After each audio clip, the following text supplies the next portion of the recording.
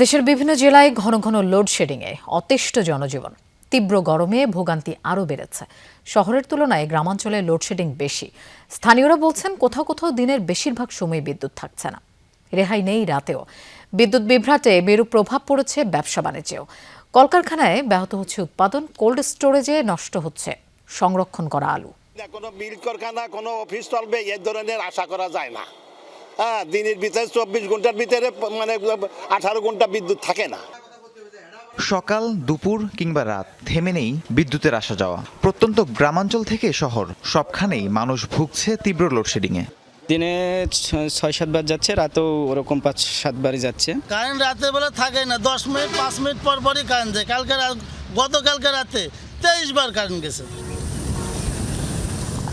রাজশাহীর পুঠিয়া উপজেলার কৃষক নজরুল ইসলাম নিজ 70 বিঘা জমি চাষের জন্য গভীর নলকূপের ব্যবহার করেন। তবে বিদ্যুৎ বিভ্রাটের কারণে পড়েছেন চরম বিপাকে। বরেন্দ্র অঞ্চলে এমন পরিস্থিতির মধ্যে কিভাবে ফসল ফলাবেন তা নিয়ে দুশ্চিন্তা কমছে না নজরুলের মতো চাষিদের। 1 ঘন্টা যদি বিদ্যুৎ থাকে, দেখা যাচ্ছে 2-3 ঘন্টা নাই। সারাদিনে হয়তো বা 3 ঘন্টা থাকে। তো 3 ঘন্টাতে দেখা যাচ্ছে যে খুব হলে 1 বিঘে জমি ফাঁকা নিয়ে যায়। পানি সেচের খুবই সমস্যা বিদ্যুৎ না থাকার কারণে, জমি তো ফাটা ফাটা ভাব। বিদ্যুৎ বিভ্রাটের প্রভাব পড়েছে উত্তরের বিভিন্ন ক্ষেত খামারেও।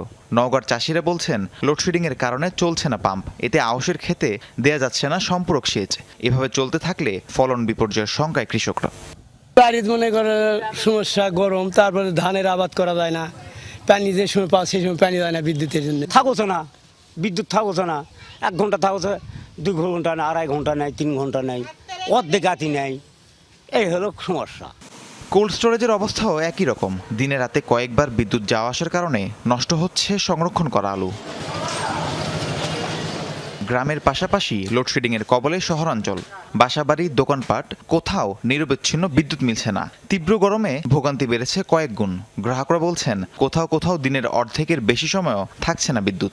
রাতে তো ঘুমাইতেই পারি না।